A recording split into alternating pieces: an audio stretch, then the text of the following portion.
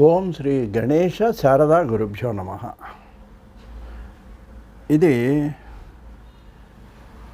కంచిపీఠానికి చెందినటువంటి 68వ పీఠాధిపతి చంద్రశేఖర మహాస్వామి వారి ఒక చిన్న సంఘటన మీకు మనవి చేస్తానండి.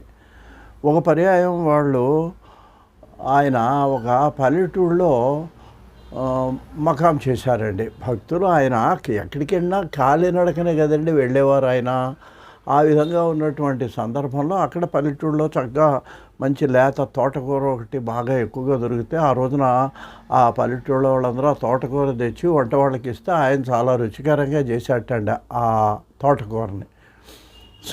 స్వామివారు భోంచేస్తూ వంట అతనితో ఎవరితోనో ఏమయ్య వాళ్ళ తోటకూర చాలా బాగుందయ్యా అన్నారటండి. అన్న తర్వాత అక్కడి నుంచి ఇంకా రోజు కూడా ఆయన 3 రోజులు 4 రోజులు అక్కడ ఊళ్ళో మకాం చేస్తే ఆ 2-3 రోజులు కూడా వరుసగా రోజు తోటకూరే వండుతున్నట్టు వాడు. వండుతుంటే స్వామి పిలిచి అన్నారట, ఏమిటి ఇంకో కూర రోజు ఇదే కూర వండుతున్నావు ఏంటి అన్నారట. అనేటప్పటికి జరిగింది ఏంటంటే ఈ స్వామివారు తోటకూర బాగుంది అన్నటువంటి మాటని ఆ పక్కన భక్తులు ఎవరో విన్నారటండి. విని అది మొత్తం ప్రచారం అయిపోయింది. స్వామివారికి తోటకూర అంటే ఇష్టము అని ఇంకక్కడి నుంచి ఆ వంటశాలంతా కట్టలు తోటకూర వచ్చి పడిపోయింది అండి.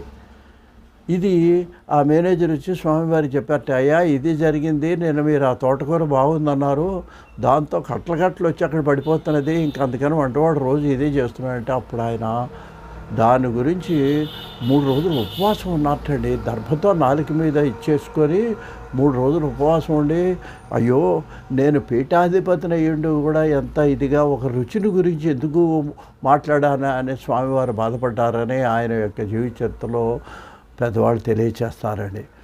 అంటే ఏంటి ఇదంతా మనకు సందేశం అండి. ఎప్పుడు అంటే మనం బాగుంటే బాగుంటుందంటాం, బాగాలేదంటాం, కానీ ఒక పీఠాధిపతిలో ఉన్నవారు ఆ మాట మాట్లాడటం వలన ఏమైంది, దాని ప్రభావం ప్రజల మీద, వంటవాళ్ళ మీద, ఇతర వాళ్ళ మీద పడి ఫలాని స్వామికి ఇది ఇష్టము అనేటువంటి ఒక ప్రచారం జరిగింది. కాబట్టి అక్కడి నుంచి స్వామివారు ఆయన మహానుభావుడే, ఎంతో ఒక్కొక్కసారి అలా మనకు సందేశం ఇవ్వటానికి ఆయన ఆ విధంగా ప్రవర్తిస్తారు.